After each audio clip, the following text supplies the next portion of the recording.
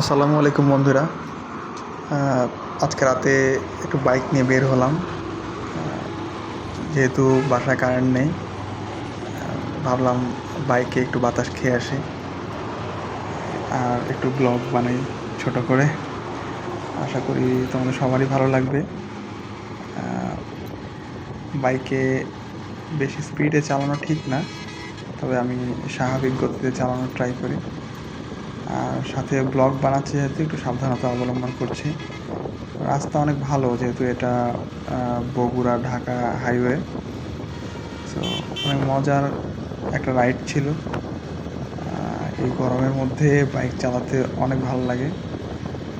এটা যে কারো ক্ষেত্রেই পসিবল, এটা শুধুমাত্র ছেলেরাই বুঝতে পারবে এই ফিলিংসটা, যাদের বাইক আছে। কারণে বাইক চালানোর মধ্যেও একটা আলাদা মজা কাজ করে, একটা এক্সাইটমেন্ট কাজ করে। কোনো কাজ নেই, বাইক নিয়ে বের হয়ে যায়।